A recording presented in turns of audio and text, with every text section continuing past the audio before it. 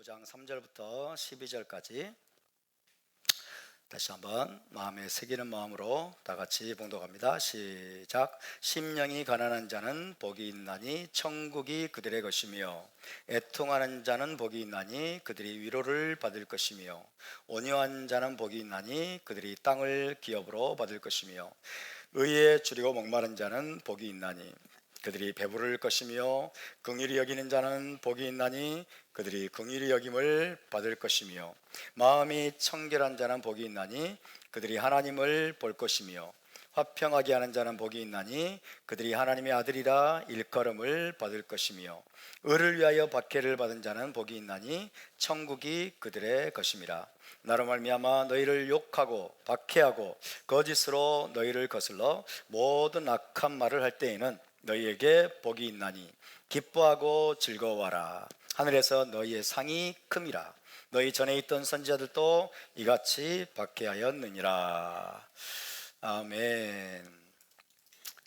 이 말씀이 저와 여러분에게 진실로 복이 되기를 원합니다. 네, 이번 주는 짜브 주간이었습니다. 25번째 파라샤 짜브 주간이었습니다. 오늘은 히브리 관점 복음서 강의 105번째 시간입니다. 지난주에는 팔복 중에 7번째 화평케 하는 자는 복이 있나니 그들이 하나님의 아들이라 일컬음을 받을 것이며, 아슈레이 도르쉐이 샬롬 키 브네이 엘로힘 이카레우, 화평케 하는 자는 복이 있나니 그들이 하나님의 아들이라 일컬음을 받을 것이며 라는 말씀에 대해서 살펴보았습니다. 먼저는 하늘의 하나님께서 오세 샬롬이십니다. 하늘의 하나님이 오세 샬롬이시고, 예수와는 어떤 분이십니까? 사르 샬롬, 그죠? 예수와는 평화의 왕이십니다. 하나님은 피스메이커 오세 샬롬이시고, 예수와가 사르 샬롬, 평화의 왕이시기 때문에 우리도 오세 샬롬이 되어야 될 줄로 믿습니다. 저와 여러분도 오세 샬롬, 화평케 하는 자가 되어야 한다라고 말씀하십니다. 피스메이커가 되기 위해서는 화평을 사랑하고 늘 화평을 추구하는 자가 되어야 되겠죠. 갈등이나 분쟁을 좋아하는 자가 아니라 화평과 평화를 추구하는 자가 되기 위해서는 무엇보다도 입에서 나오는 말에 주의해야 된다라고 말씀하셨습니다. 갈등이나 분쟁을 조장하는 말, 상대를 폄하하고 비방하는 말, 중상모략과 이간질을 일삼는 말, 이런 것들을 한마디로 뭐라고 하죠? 라숀하라. 해봅시다. 라숀하라는 악한 말, 이런 뜻입니다. 악한 말, 그런 종류의 모든 형태의 라숀하라를 버려야 됩니다. 할렐루야. 우리 함께 고백해 봅시다. 하나님, 라숀하라를 버리겠습니다. 라숀하라를 멀리 버리는 저와 여러분 될 수 있기를 바랍니다. 그래야 진정으로 화평을 추구하고 화평을 만드는 피스메이커가 될 수 있기 때문입니다. 그러나 우리가 추구하고 우리가 만들어야 할 화평, 평화는 겉으로만 싸움과 분쟁이 없는 상태를 말하는 것이 아니라고 했습니다. 공동묘지의 평화나 노예로 굴종하는 평화는 결코 진정한 평화가 아닙니다. 하나님께서 원하시는 평화는 진리나 공의가 빠진 평화가 아닙니다. 정의를 희생시키는 평화도 아닙니다. 유일하신 하나님을 믿는 신앙을 포기한 평화는 평화가 아니라 그것은 멸망의 지름길이죠. 따라서 하나님께서 메시아를 통해 궁극적으로 이 땅에 세우기를 원하시는 평화, 화평은 모든 것이 하나도 빠짐이 없이 갖춰지고 채워져 있는 상태에서의 온전한 평화라고 말씀을 드렸습니다. 샬롬이라는 말이 온전함이라고 뜻이죠. 온전함. 어떤 요소도 빠지지 않고 모든 것이 다 채워져 있고 갖춰져 있는 상태에서의 그 평화, 그것이 하나님께서 이 땅에 세우고 만들기를 원하시는 평화라고 믿습니다. 거짓에 굴종하는 평화도 아니고 악에게 무릎 꿇어서 보장받는 평화도 아닙니다. 서로 상반되는 듯하고 서로 공존하기 어려운 것 같은 하나님의 모든 속성과 성품이 완전하게 실현되는 상태에서의 평화가 진정한 평화입니다. 예를 들어서 하나님의 사랑과 공의는 서로 충돌하는 것 같습니다. 그러나 결코 이것은 사실은 충돌하는 것이 아닙니다. 사랑과 공의가 함께하는, 그리고 인자와 진리가 함께하고 용서와 심판이 함께하는 평화, 그런 평화를 만들기 위해서는 우리는 어떻게 해야 됩니까? 영적인 싸움을 멈추지 말아야 합니다. 진정한 평화, 진정한 화평은 싸움이 없이는 얻어질 수 없기 때문입니다.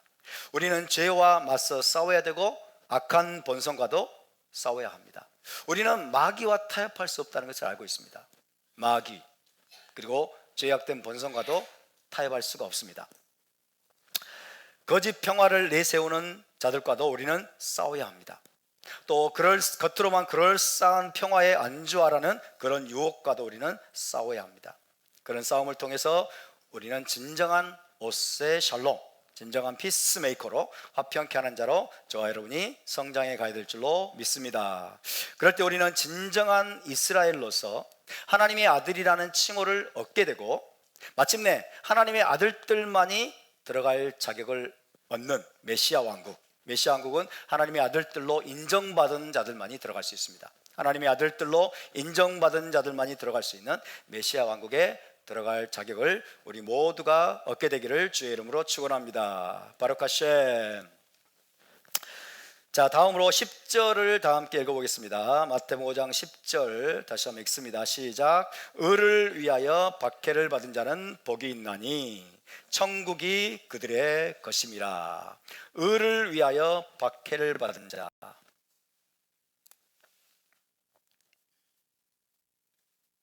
의를 위하여 박해를 받은 자, 의를 위하여 핍박을 받은 자는 복이 있나니.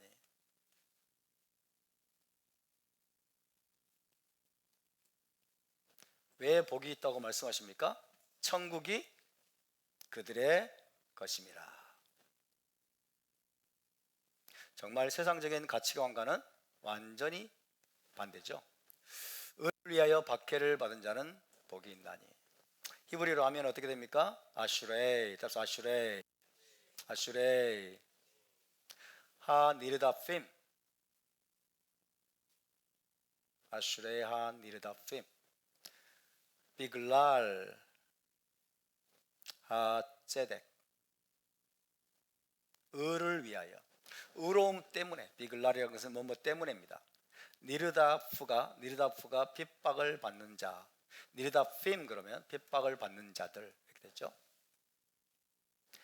눈이 들어가고 레시 달렛 페 라다프라고 하는 이 동사는 뒤쫓다라는 뜻도 있지만은 핍박하다, 박해하다 이런 뜻이 있어요. 그래서 니르다프 그러면 핍박을 받는 이런 뜻이죠. 니르다핌 그러면 이제 핍박을 받는 자, 박해를 받는 자들 이렇게 됩니다. 니르다핌 heb시다. 니르다핌 아슈레이한 니르다핌 비글랄 하ጼ덱. 의로움 때문에 핍박을 받는 자들은 복되도다. 킬라햄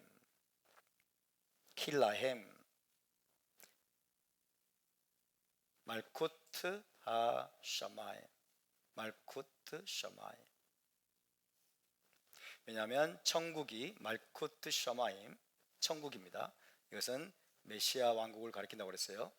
메시아 왕국, 예루살렘에 세워지는 메시아 왕국이 그들의 것이기 때문이다. 봅시다. 아슈레이 한 니르다핌 비글랄 하ጼ덱 킬라햄 말쿠트 샤마임. 네, 의를 위하여 박해를 받은 자는 복이 있느니 천국이 그들의 것임이라. 자, 이 말씀은 10절 12절까지가 하나로 연결되어 있죠. 10절 12절까지, 10절에서 12절이 하나입니다. 자, 계속해서 11절 12절을 읽어봅시다. 시작. 나로 말미암아 너희를 욕하고 박해하고 거짓으로 너희를 거슬러 모든 악한 말을 할 때에는 너희에게 복이 있나니 기뻐하고 즐거워하라. 하늘에서 너희의 상이 큼이라. 너희 전에 있던 선지자들도 이같이 박해하였느니라. 아멘. 굉장히 놀라운 말씀입니다. 그리고 우리의 상식을 뒤집어 엎는 말씀이죠. 우리의 상식을 뒤집어 엎는 말씀입니다. 핍박을 받고 고난을 당하는데 어떻게 기뻐하고 즐거워할 수 있단 말입니까? 근데 예수와께서는 기뻐하고 즐거워하라고 명령을 하고 계십니다. 여러분, 예수와의 제자들은 평화를 추구하고 화평케 하는 자가 되어야 할 뿐만 아니라 또한 박해받을 것도 예상해야 한다는 말씀입니다. 핍박받을 것을 예상을 해야 한다고 말씀하고 있습니다. 예수와의 제자들이 박해를 받는 것은 무엇 때문에? 의로움 때문에, 의를 위하여 박해를 받는 것이라고 주님은 말씀하고 계십니다. 그렇게 의를 위해서 박해를 받는 자들은 복되고 행복한 자들이다. 의로움 때문에 핍박받고 고난당하고 박해를 받는 자들은 진실로 그들이야말로 복되고 행복한 자들이다. 세상적인 관점에서는 가련하고 불쌍한 자들이죠. 가련하고 불쌍하고 왜 그렇게 살아? 이렇게 볼지 모르지만 천국의 관점은, 하늘의 관점은 뭡니까? 그들이야말로 정말로 행복한 자들이다.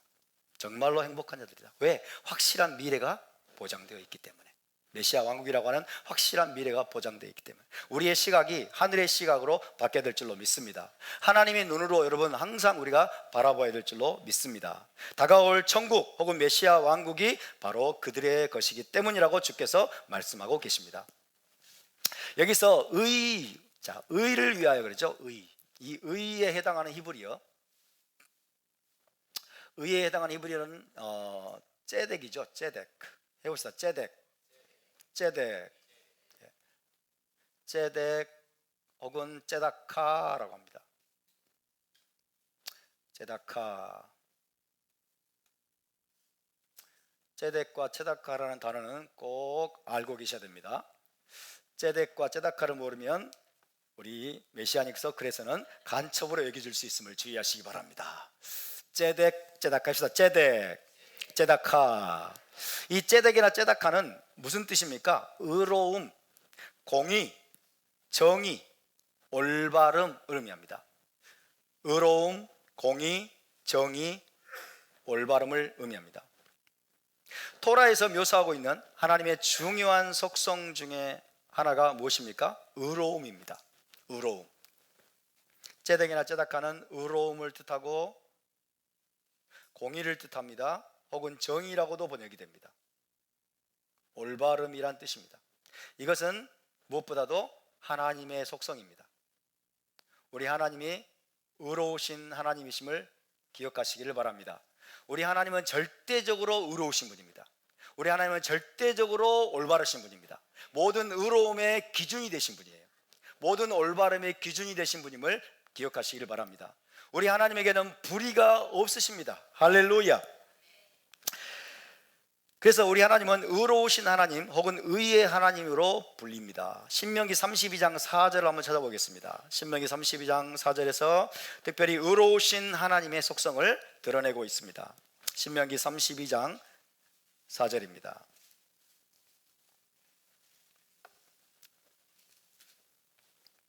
신명기 32장 4절 말씀 다 함께 봉독합니다. 시작. 그는 반석이시니 그가 하신 일이 완전하고 그의 모든 길이 정의롭고 진실하고 거짓이 없으신 하나님이시니 공의로우시고 바르시도다. 할렐루야. 그가 하신 일이 완전하고 그의 모든 길이 정의롭고 진실하고 거짓이 없으신 하나님이시니 공의로우시고 바르시도다. 하나님은 절대적으로 공정하시고 절대적으로 의로우신 분임을 믿으시기 바랍니다. 그렇기 때문에 하나님의 의로우신 하나님의 입에서 나온 말씀 토라도 절대적으로 공의롭다는 것을 기억하시기 바랍니다. 의로우신 하나님 입에서 나오는 토라의 말씀도 뭐예요? 공의입니다. 토라도 공의다. 아멘입니까? 자, 토라가 또 의로움입니다. 토라가 바로 공의다, 의로움이다 라는 사실을 기억해야 됩니다. 토라가 하나님의 공의인데 어떻게 이것을 십자가에 못 박을 수 있겠습니까? 토라가 어떻게 폐해질 수 있겠습니까? 하나님의 입에서 나온 공의의 말씀인데 이 토라를 폐한다고 하는 것은 있을 수 없는 일이죠. 있을 수 없는 일인데 지난 2000년 동안 여러분 헬라화된 기독교가 토라를 율법이라고 하면서 율법을 미워하고 율법을 무거운 멍이라고 생각을 하면서 십자가에 못 박아버리고, 그리고 우리는 율법에 매이지 않아, 이런 식의 논리를 펴왔던 것입니다. 자, 이사야 51장을 한번 찾아보겠습니다. 하나님이 절대적인 의로우신 하나님이라면, 절대적인 공의의 하나님이시라면 토라도 여러분 절대적인 공의가 되는 것입니다. 이사야 51장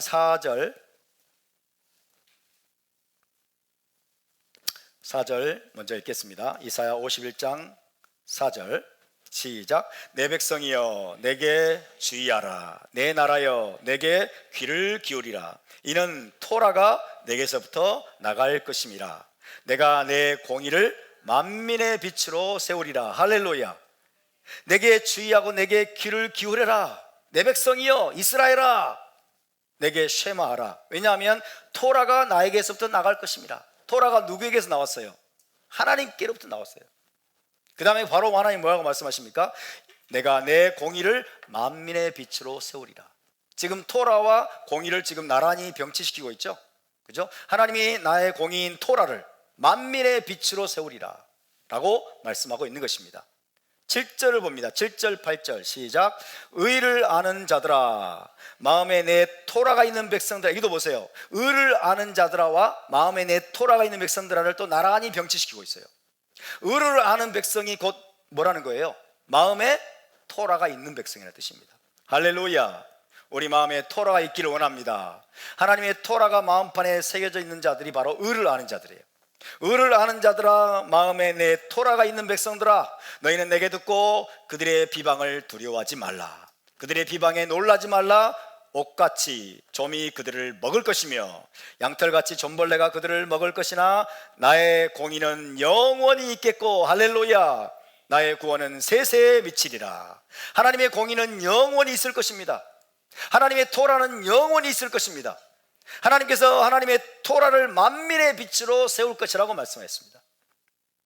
여러분, 어떤 자들이 이제는 토라가 필요 없어, 이제는 율법이 폐해졌어, 이제는 십자가에서 예수님이 율법을 폐했어, 율법을 끝장냈어, 아무리 그런 말들을 여러분 짓거리더라도 하나님의 토라는 폐해질 수 없습니다.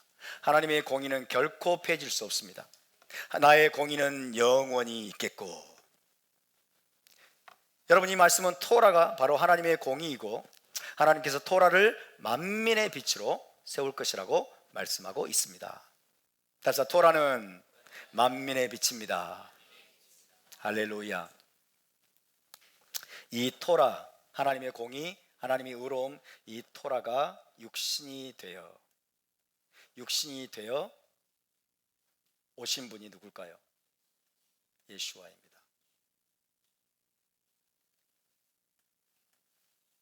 그래서 예수와를 뭐라고 부를까요? 살아있는 토라이시다.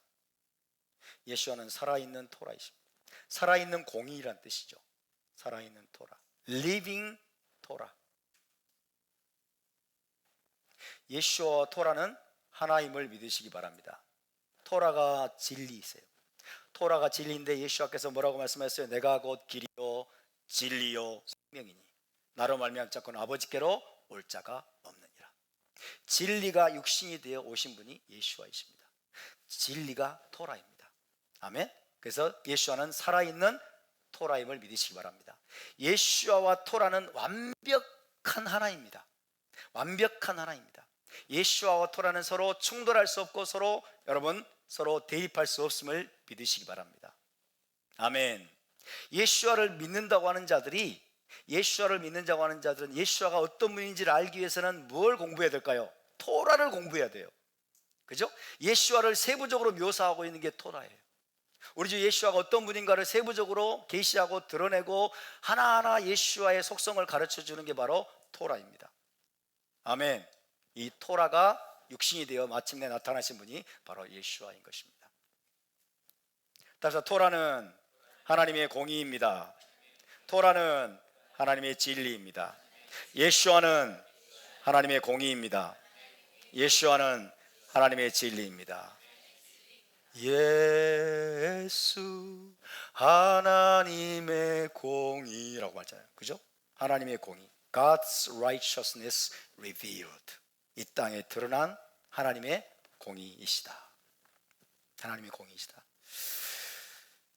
어떻게 그런데 이 예수아와 토라가 서로 충돌하는 것으로 이해를 했을까요? 어떻게 예수아와 토라가 서로 대립되고 갈등하고 서로 반대되는 것으로 이해를 했을까요? 정말 기가 막힌 일입니다. 정말 기가 막힌 일이 벌어졌어요. 뭐 때문에 그럴까요? 반유대주의 신학 때문에 그렇습니다.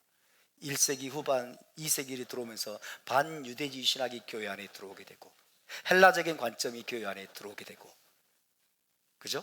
이원론이 교회 안에 들어오게 되고, 그러면서 예수아와 토라가 서로 충돌하는 것으로, 서로 반대되고 서로 대립되는 것으로 여러분 이해하는 그런 신학이 교회 안으로 들어오게 된 거예요. 있을 수 없는 일이 벌어졌어요. 이것이 바로 사탄의 계략인 것입니다. 따라서 토라는 하나님의 공의입니다. 토라는 만민의 빛입니다. 할렐루야. 토라는 영원히 있을 것이라고 하나님이 말씀하고 계십니다. 따라서 하나님과 언약을 체결하고 토라를 언약의 케투바로 받은 백성은 공의와 정의를 추구할 수밖에 없는 것입니다. 공의와 정의를 사랑할 수밖에 없는 것입니다. 모든 면에서 의를 행하는 의인의 삶을 선택할 수밖에 없는 것입니다. 저와 여러분은 모든 면에서 의를 추구하고 공의의 삶을 여러분 선택해야 될 줄로 믿습니다.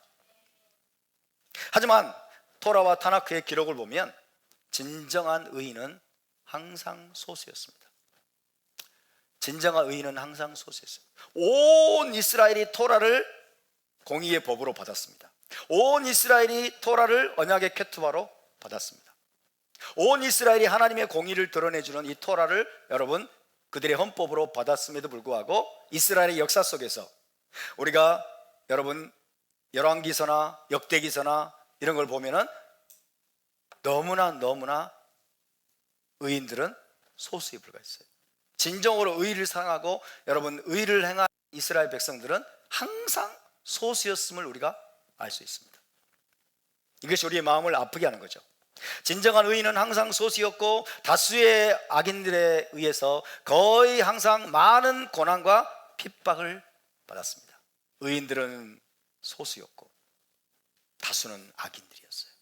그리고 그 악인들에 의해서 소수의 의인들이 항상 고난을 당하고 핍박을 받고 심지어 죽임을 당하기까지 한 것이 성경이 우리에게 보여주고 있는 역사입니다. 예를 들어서 제일 먼저 하나님 앞에 의로운 제사를 드렸던 누구일까요? 아벨. 의로운 제사를 드렸던 아벨은 그의 형 가인에게, 악한 형 가인에게 미움을 받고 박해를 받고 살해당했습니다. 의인 노아도 그 당시에 수많은 악인들에 의해서 멸시와 조롱과 박해를 받았을 것으로 우리는 추정할 수 있습니다. 혼자 그죠? 저 노인이 무슨 짓을 하고 있노? 그러면서 뚝딱 방주를 만들고 있으니까 정신 차려 이 사람아, 손가락질하고 조롱하고 그리고 괴롭게 하는 사람들도 상당히 많았을 것입니다. 의인 노아도 그렇게 여러분 많은 악인들에 의해서 멸시와 조롱과 박해를 받았을 것으로 추정할 수가 있습니다. 요셉은 어떻습니까? 형제들에게 많은 핍박을 요셉도 받았고, 또 다윗은 사울의 박해를 받아서 오랜 세월 동안 쫓겨다니면서 목숨의 위협을 받아야만 했습니다. 그리고 의로우신 하나님을 섬기는 이스라엘은 항상 주변의 악한 이방 나라들로부터 많은 박해와 침략을 받았습니다. 무엇보다도 선지자들은 이스라엘의 왕들과 백성들에게 공의와 정의를 선포하면서 늘 회개를 촉구했습니다. 왕 앞에까지 나가서 회개를 촉구했습니다.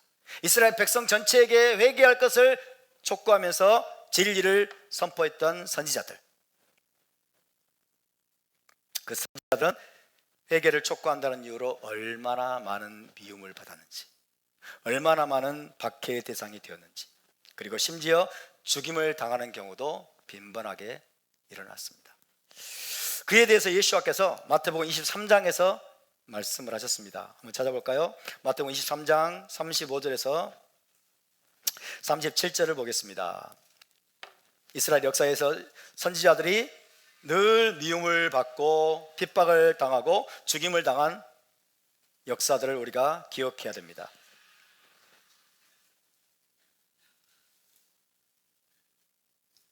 한옥이는 아니겠지? 설마?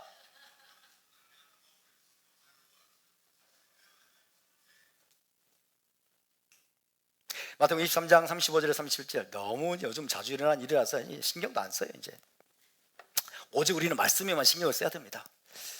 자, 23장 35절에 37절 시작. 그러므로 의인 아벨의 피로부터 성전과 제단 사이에서 너희가 죽인 바랴기야의 아들 사가랴의 피까지 땅 위에서 흘린 의로운 피가 다 너희에게 돌아가리라.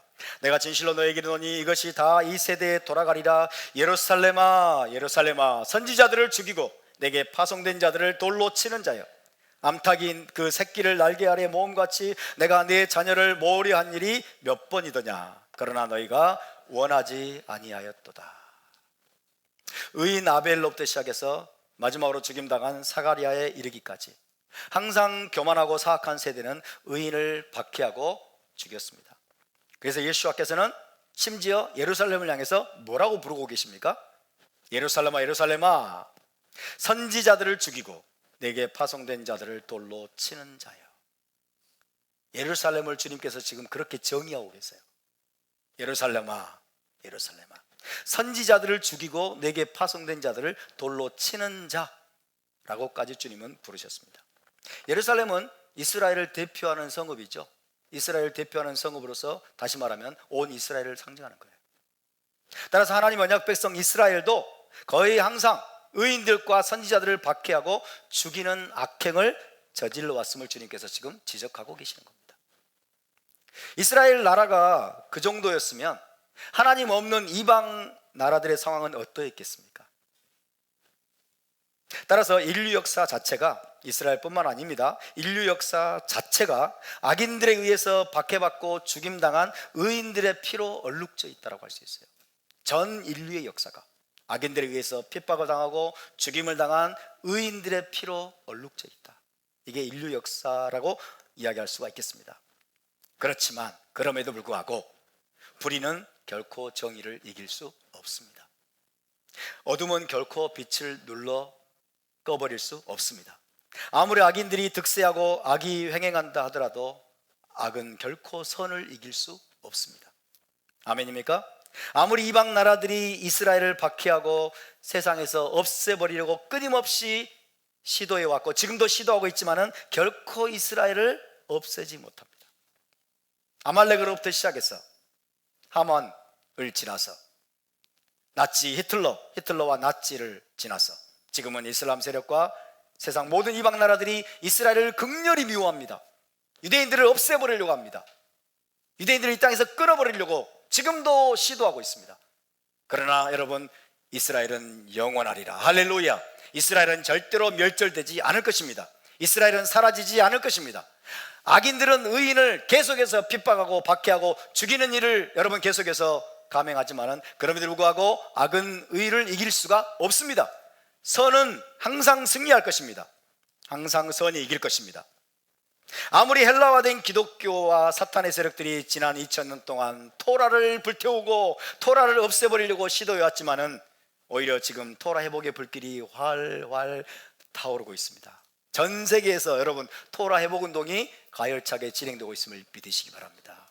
눈이 열린 자들, 주님을 진정으로 사랑하는 자들에게 지금 하나님께서 토라를 열어주고 계십니다. 토라 회복의 불길이 지금 여러분 전 세계에서 타오르고 있음을 믿으시기 바랍니다.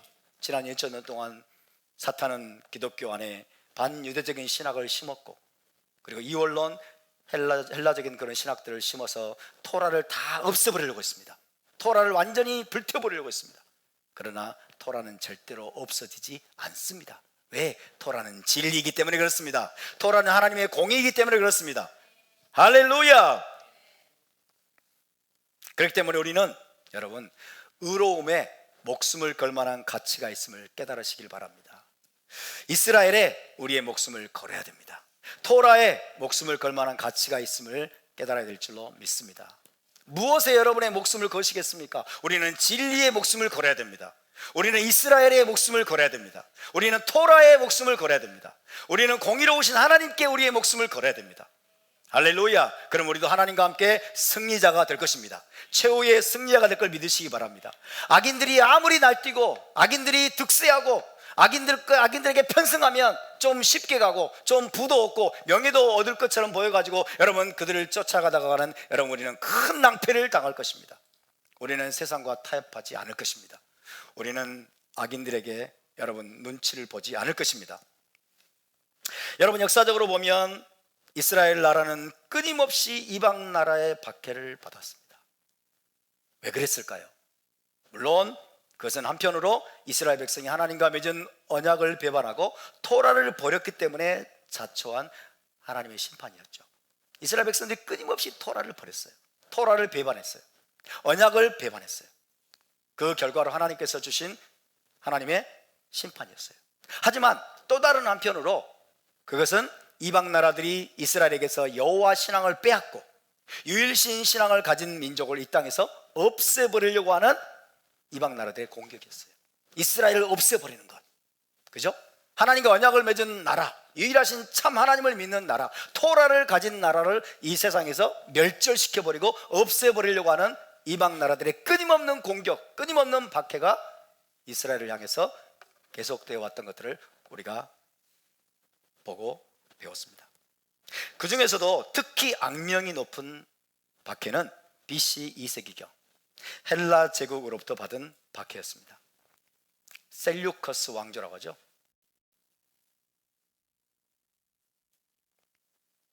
헬라 제국이에요. 알렉산더의 헬라 제국을 계승한 셀류커스 왕조의 누구? 안티오쿠스 에피파네스. 안티오쿠스 에피파네스의 무지막지한 박해, 그것이 가장 악명 높은 이스라엘 나라에 대한 공격이었습니다. 이 안티오쿠스 에피파네스는 가장 선명한 적그리스도의 모형이에요.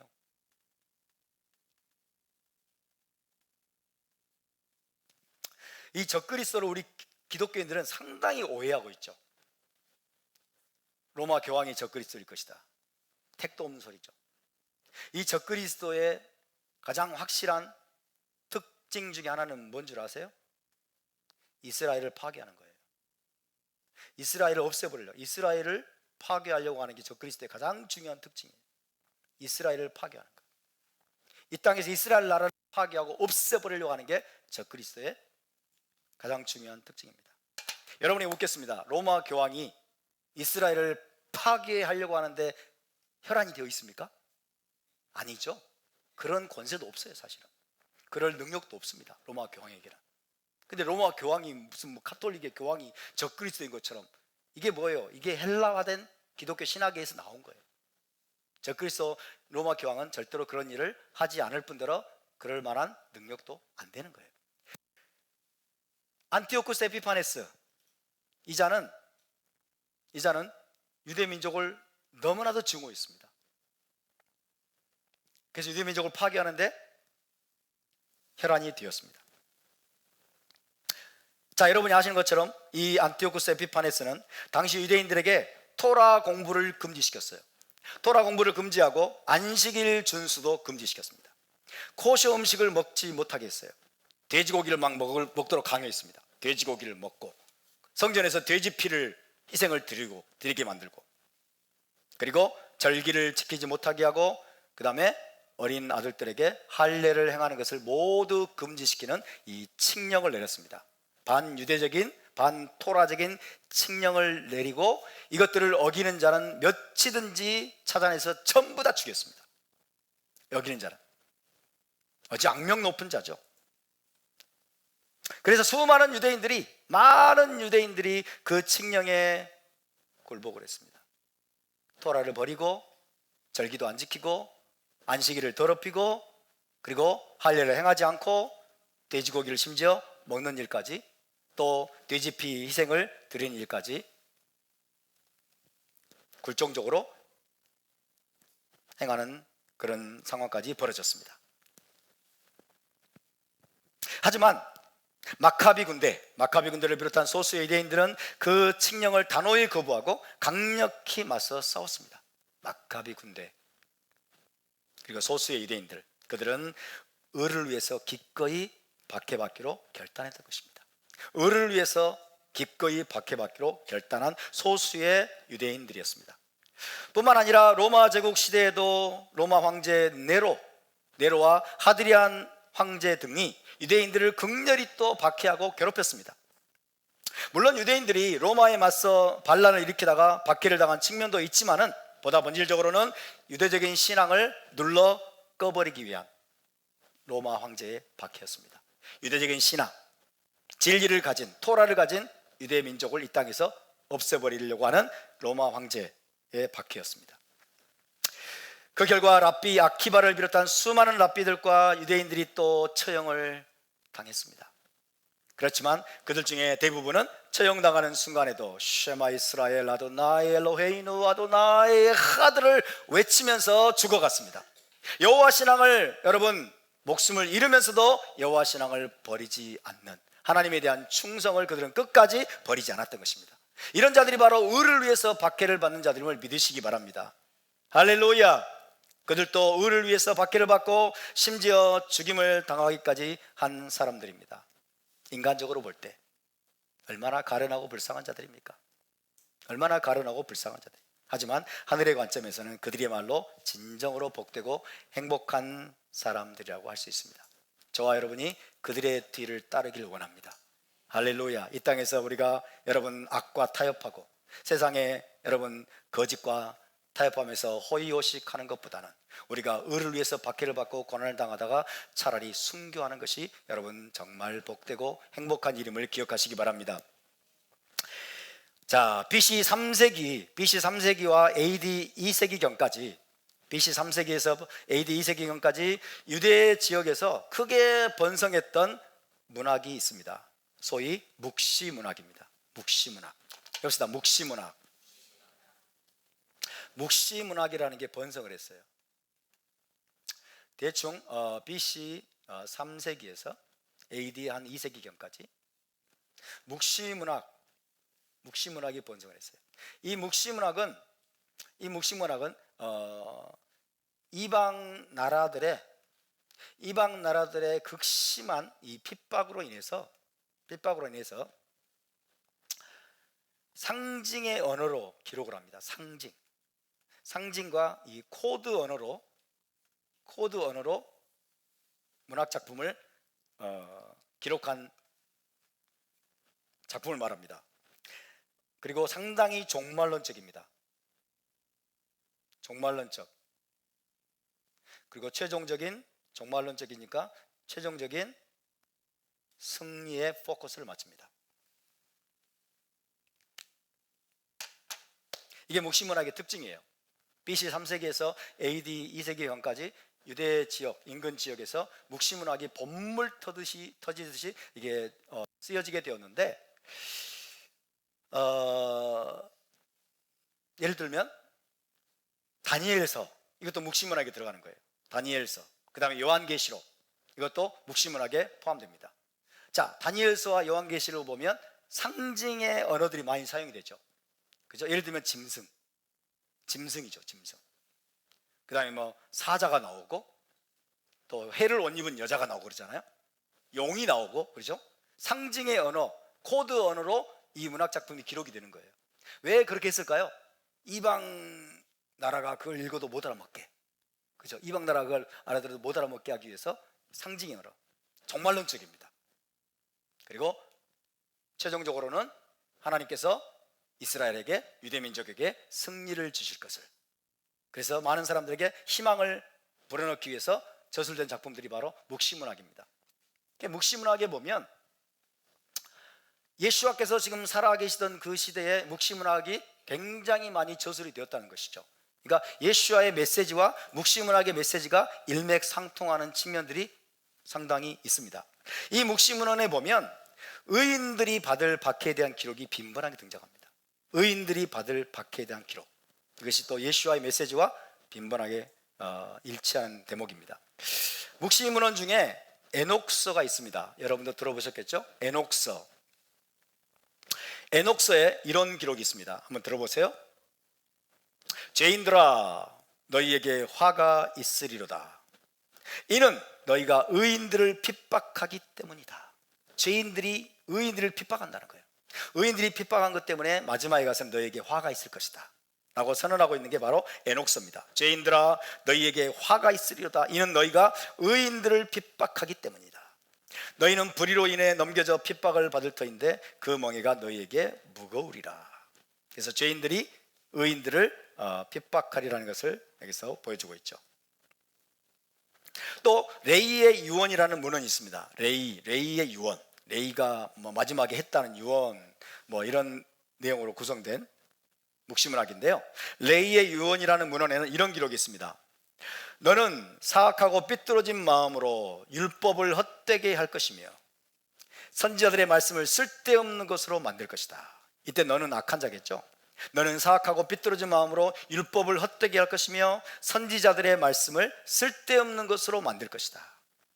그리고 너는 의로운 사람들을 핍박할 것이며 경건한 자들을 미워할 것이다. 뿐만 아니라 신실한 자들의 말을 너는 혐오하리라. 이게 뭐예요? 마지막 때에 활발하게 일어날 증상들, 징후들이라는 뜻이에요. 다시, 너는 의로운 사람들을 핍박할 것이며 경건한 자들을 미워할 것이다. 뿐만 아니라 신실한 자들의 말을 너는 혐오하리라. 이게 우리가 살고 있는 현 세상의 특징일 뿐만 아니라 특히 마지막 때가 될수록 악한 자들이, 그죠? 사악한 자들이 의인들을 핍박하고 경건한 자들을 혐오하고 그리고 신실한 자들을 억압할 것이라는 것을 묵시문헌에서도 지금 밝히고 있습니다. 또 유다의 유언이라는 책이 있습니다. 유다의 유언, 이것도 묵시문헌인데요. 유다의 유언이라는 문헌에 이런 기록이 있습니다. 폭풍우 같은 거짓 선자들이 있을 것이며 그들은 모든 의로운 사람들을 핍박할 것이다. 폭풍우 같은 거짓 선자들이 있을 것이며 그들은 모든 의로운 사람들을 핍박할 것이다. 이게 묵시문헌에 나오는 내용입니다. 이처럼 많은 묵시문학들이 악인들에 의해서 의인들에게 가해질 고난과 핍박에 대해서 기록하고 있습니다. 의인들은 항상 고난과 핍박을 받게 되어 있는데 특히 마지막 때에 더욱더 그렇게 될 것임을 보여주고 있는 것이죠. 예수께서도 지금 팔복의 메시지를 통해서 그것을 말씀해 주고 있습니다. 의를 위해서 박해를 받은 자는 복이 있나니. 그래서 의인들이 박해를 받고 고난을 당할 것을 주님께서 말씀해 주고 있습니다. 자, 예수와 이 팔복 메시지는 묵시문학에 속하는 또 지혜서라는 책이 있습니다. 지혜서에 기록된 내용과 아주 일맥상통하는 내용입니다. 자, 지혜서의 내용을 잠깐 소개를 해드리겠습니다. 지혜서에 이런 기록이 있습니다. 가난한 의인을 골탕 먹인들 어떻겠느냐, 이런 말이 나와요. 가난한 의인을 골탕 먹인들 어떻겠느냐, 악인들이 하는 말이죠. 가난한 의인을 골탕 먹인들 어떻겠느냐. 의인은 우리를 방해하고 우리가 하는 일을 반대하며 율법을 어긴다고 우리를 책망하고 배운대로 하지 않는다고 나무라니 그를 함정에 빠뜨리자. 의인들이 눈에 가시예요. 의인들이 왜 의인들을 미워할까요? 악인들이 의인들 존재 자체가 자기들에게 위협이 되기 때문에. 의인들의 존재 자체가 자기들에게 위협이 돼. 저 의인들이 소수이지만은 저들이 여러분 의로운 길을 계속 고수하고 있다면 자기들의 악이 드러나잖아요. 그죠? 자기들이 하려고 하는 계획들이 다 비어버려요. 그러니까 의인들의 존재 자체가 자기들 눈에 가시야. 기독교 자체가 여러분 종북 세력들에게는 눈에 가시야. 대한민국의 사회주의자들, 운동권 이 거짓 민주주의자들, 이들에게 교회가 눈에 가시예요. 그러니까 교회를 때려잡았죠. 교회를 모이지 마라. 코로나 때문에 모이지 말라고 난리를 쳤어요. 난리를. 우리의 존재 자체가 그들에게 위협이 되는 것입니다. 의인은 우리를 방해하고 우리가 하는 일을 반대하며 율법을 어긴다고 우리를 책망하고 배운 대로 하지 않는다고 나무라니 그를 함정에 빠뜨리자. 의인은 자기가 하나님을 안다고 큰소리치고 주님의 아들로 자처한다. 꼴 보기 싫어, 이런 거죠. 그는 의인들의 최후가 행복하다고 큰소리치고 하나님이 자기 아버지라고 자랑한다. 의인이 과연 하나님의 아들이라면 하나님이 그를 도와서 원수의 손아귀에서 구해 주실 것이다. 미련한 자들의 눈에는 그들이 죽은 것처럼 보이고 그들이 이 세상을 떠나는 것이 재앙으로 생각될 것이며 우리 곁을 떠나는 것이 아주 없어져 버리는 것으로 생각되겠지만 의인들은 평화를 누리고 있다. 사람들 눈에 의인들이 벌을 받은 것처럼 보일지라도 그들은 불멸의 희망으로 가득 차 있다. 악인들에게 핍박을 받아가지고 사람들 눈에 의인들이 벌을 받은 것처럼 보일지라도 그들은 불멸의 희망으로 가득 차 있다. 이런 내용들이 바로 지혜서에 기록이 되어 있습니다. 이처럼 항상 의인들을 시기질투하고 못마땅해 하는 악인들로 인해서 의인들이 까닭없이 미움을 받고 핍박을 당하게 된다는 것이 유대 문헌들의 기록이고 또 성경의 증언입니다.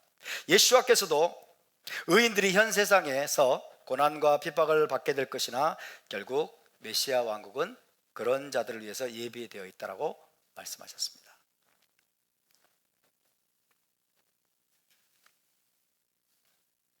예수와는 또 제자들에게 이렇게 경고하십니다. 나로 말미암아 너희를 욕하고 박해하고 거짓으로 너희를 거슬러 모든 악한 말을 할 때에는 나로 말미암아 예수와 때문에 예수와의 제자들은 예수와를 믿는다는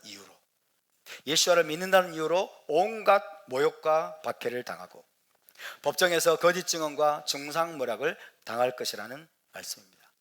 그런데 이것이 예수와의 참된 제자됨의 표징임을 믿으시기 바랍니다. 예수와의 이름 때문에 예수와를 믿는다는 사실 때문에 우리가 핍박을 받고 모욕을 당하고 박해를 당한다면 우리가 진정한 예수와의 제자라는 표징임을 기억하시기 바랍니다. 실제로 그랬습니다. 1세기 때도 그러했고 중세기 때도 그러했고 오늘날에도 마찬가지입니다. 예수와의 제자들은 예수와를 믿는다는 이유 때문에 고난과 박해를 당해왔고 온갖 모욕과 배척을 받아왔습니다. 하지만 그런 일이 일어난다면 그것은 우리가 진리의 길 위에 서 있다는 증거인 것입니다. 누가복음 6장 22절을 볼까요? 누가복음 6장 22절.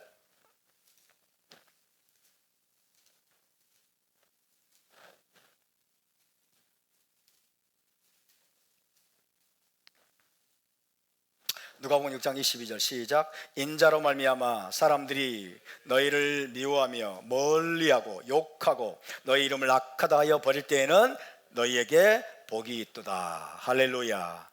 예수와 때문에 예수와를 믿는다는 이유 때문에 사람들이 너희를 미워하고 멀리하고 욕하고 너희 이름을 악하다 하여 버릴 때에는 너희에게 복이 있도다. 하지만 반대로 예수와의 제자임에도 불구하고 모든 사람에게 환영과 박수갈채를 받아 모든 사람이 잘했다라고 박수갈채하고 환영을 해주고 다 칭찬을 해주면 좋은 것일까요? 그것은 뭔가 내가 잘못되어 있다는 사인입니다. 그것이 바로 26절입니다. 누가복음 6장 26절 함께 읽습니다. 시작. 모든 사람이 너희를 칭찬하면 화가 있도다. 그들의 조상들이 거짓 선지자들에게 이와 같이 하였느니라. 모든 사람이 너희를 칭찬하면 화가 있도다. 여러분 항상 진리의 길은 넓은 길이 아니라 좁은 길임을 기억하시기 바랍니다. 진리의 길은 항상 좁은 길입니다. 참 생명의 길은 많은 사람들이 환영하는 길이 아닙니다. 많은 사람들이 싫어합니다. 많은 사람들이 또 찾을 수도 없는 길이 진리의 길이고 생명의 길입니다. 따라서 예수와의 제자들은 넓고 쉬운 길을 지향하는 다수의 사람들로부터 비난과 공격을 받을 것이고 때로는 무시무시한 박해를 받게 될 것입니다. 토라의 길은 넓은 길입니까? 토라 준행의 길은 넓은 길입니까? 토라를 회복해야 됩니다 라고 할 때 많은 크리스찬들이 박수갈채를 보냅니까? 그렇지, 토라를 회복해야지 라고 박수갈채를 보냅니까? No. 왜 율법으로 다시 돌아가려고 그래? 왜 율법주의를 다시 돌아가려고 그래? 왜 유대주의로 다시 돌아가려고 그래? 그러면서 여러분 눈에 쌍심지를 켜고 반대하고 공격하고 비난하는 일이 비일비재하게 일어납니다. 지금도 인터넷을 쳐보면 한국 메시아닉 그러면서 이단이라고 이렇게 글을 올리는, 심심치 않게 글을 올리는 사람들이 있습니다. I don't care. 거기에 우리가 마음을 쓰지 않습니다. 왜? 우리를 의롭다 하실 분은 저기에 계시기 때문입니다. 우리를 의롭다 하시는 분은 오직 하나님이심을 믿으시기 바랍니다. 1000만 명이 우리를 반대한다 할지라도, 모든 크리스찬들이 여러분 율법을 반대하고 토라를 반대하고 이스라엘을 미워하고 유대인들을 미워하고 그리고 토라 회복을 반대해서 일어난다고 할지라도 우리가 흔들릴 수 없는 것은 우리는 성경의 진리를 따르기 때문입니다. 우리는 하나님이 의롭다 하시는 길을 따라갈 뿐입니다. 할렐루야. 그들과 싸울 필요도 없습니다. 논쟁할 필요도 없습니다. 여러분, 진리는 논쟁할 필요가 없는 겁니다. 아멘. 진리는 스스로 옳다 하느니라. 할렐루야. 그 자체가 여러분 옳다고 진리는 드러나게 되어 있음을 믿으시기 바랍니다. 의를 위하여 박해를 받은 자는 복되도다. 기억하시기 바랍니다. 답사, 의를 위하여 박해를 받은 자는 복되도다. 옆에 분을 축복합시다. 의를 위하여 박해를 받으면 기뻐하시기 바랍니다. 할렐루야. 여러분, 의를 위해서 박해를 받는 삶을 살고 계십니까? 의를 위해서 박해받는 길을 여러분 기꺼이 받아들일 준비가 되어 있습니까? 지금까지 우리 한국 교회는 자유민주주의 체제로 건국이 되고 그리고 법치주의 국가로 모든 이들의 신앙과 종교의 자유가 보장되어 왔기 때문에 상당 부분 우리는 여러분 핍박이 없는, 박해를 받지 않는 그런 삶을 지금까지 살아온 것이 사실입니다. 소수의 핍박은 있었지만, 때로 가족들의 핍박은 있었을지라도, 국가적인 차원에서, 사회적인 차원에서 여러분 우리의 신앙을 비방하고 우리를 공격하는 그런 차원은 많지 않았던 것이 사실입니다. 그러나 제가 여러분께 예언하는데, 앞으로 이 시대는 국가의 권력자들이 기독교 신앙을, 우리의 신앙을 노골적으로 박해하고 노골적으로 탄압하고 노골적으로 공격하는 그런 시대가 올 것입니다. 아니, 사실은 이미 왔습니다. 대표적인 것이 무엇입니까? 차별금지법을 제정하는 거예요. 차별금지법, 평등법. 이 차별금지법이라고 하는 것은 한마디로 뭘까요? 기독교 불법화입니다. 기독교를 불법화하는 법이에요. 안 그런 척하지만은, 그죠? 소수의 사람들을 차별하지 말자라는 그런 허울 좋은 외피를 쓰고 있지만은 사실은 뭐예요? 기독교를 불법화하는 법이에요. 왜? 성경의 말씀을 노골적으로 반대하는 법이 세워지는 거잖아요. 그죠? 동성애는 성경에 분명히 죄라고 말씀하고 있는데 이걸 죄가 아니고 동성애에 대해서 반대하는 말을 하면은 여러분 수억 원의 벌금을 때려버리고 그런 교회 나중에 문 닫게 돼 있어요. 그러니까 이런 기독교를 불법화하는 거예요. 이게 뭐예요? 탄압입니다. 이것이 박해하는 거예요. 그래서 우리는 잠잠할 수가 없고, 그렇게 우리는 탄압을 받고 박해를 받는 것을 기쁨으로 여겨야 될 줄로 믿습니다. 그것이 우리의 특권입니다. 그것이 영광입니다. 할렐루야. 자, 오늘은 여기까지 나누겠습니다. 조금 더 들어가면 시간이 또 길어지기 때문에 오늘 여기까지 나누고 다음 주에